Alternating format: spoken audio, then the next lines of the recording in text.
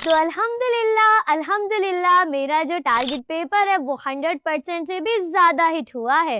तो आज के इस वीडियो के अंदर हम क्लास 9 इस्लामियात के 2026 के टारगेट पेपर को कंपेयर करेंगे और साथ-साथ हम एमसीक्यूज़ को भी सॉल्व करते जाएंगे। तो फिर चलें बगैर वक्त को ज़ाये किए हम एमसीक्यूज़ को सॉल्व करते हैं। तो ये आपके पास है हिस्सा अलिफ जिसके अंदर आपको दिए गए हैं एमसीक्यूज़। तो आपके पास सबसे पहला एमसीक्यूज़ है कुरान मजीद के नाम अज़्ज़िक्र से मुराद है। करेक्ट ऑप्शन आपके पास है नसीहत वाली किताब। इसके अलावा नेक्स्ट एमसीक्यूज़ है हमें यतीमों और मिस्कीनों से बात करनी चाहिए। करेक्ट ऑप्शन है नरमी से। इसके अलावा नेक्स्ट एमसीक्यूज़ है पहली वही इस इस्लामी महीने में नाजिल हुई। करेक्ट ऑप्शन है रमज़ानुल मुबारक। इसके अलावा नेक्स्ट एमसीक्यूज़ है अल हुदा के मायनी है। करेक्ट ऑप्शन है राह दिखाना। इसके अलावा अब जरा हम चलते हैं नेक्स्ट एमसीक्यूज़ पे जो कि आपके पास है हर सूरह बिस्मिल्लाहिर्रहमानिर्रहीम से शुरू होती है सिवाय। करेक्ट ऑप्शन आपके पास है सूरतुत तौबा।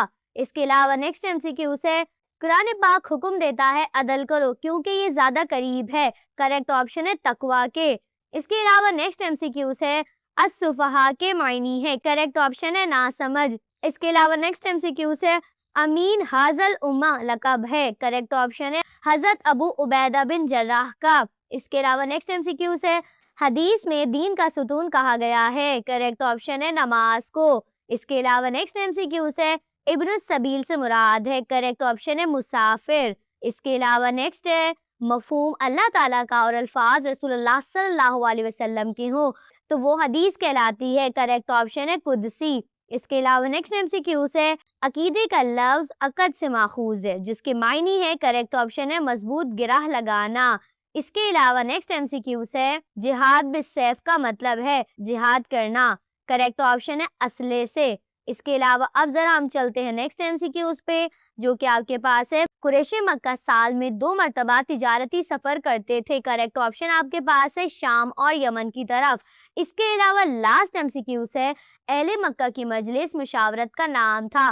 करेक्ट ऑप्शन आपके पास है दारुन नदवा। तो ये थे आपके पास टोटल 12 एमसीक्यू और अब आप लोग मुझे कमेंट करके लाजमी बताइएगा कि आप लोग कितने एमसीक्यूज़ को करेक्ट सॉल्व करके आए हैं ताकि हमें भी तो पता चले कि ऐसा कौन सा ब्रिलियंट स्टूडेंट है जो सबसे ज्यादा एमसीक्यूज़ करेक्ट करके आया है। इसके अलावा अब जरा हम बात करते हैं हिस्सा बे की। तो हिस्सा बे के अंदर आपके पास सबसे पहला सवाल है मुतज़िल आयात में से किसी 2 का तर्जुमा कीजिए। तो अल्हम्दुलिल्लाह ये चारों ही आयात जो है मेरे टारगेट पेपर में से हिट हुई हैं। इसके अलावा नेक्स्ट आपके पास है हदीस में से किसी 2 का तर्जुमा कीजिए। तो इसमें से टोटल 3 आयत मेरे टारगेट पेपर से आई है जबकि आपको करनी है 2। तो ये भी आप बिल्कुल आराम से कर लेंगे। अच्छा आयत के तर्जुमे में भी आपको 4 में से 2 करनी थी जबकि मेरे टारगेट पेपर से चारों ही हिट हुई हैं।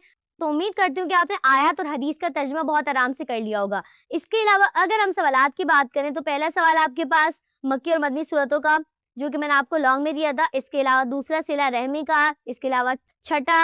इसके अलावा 7वां।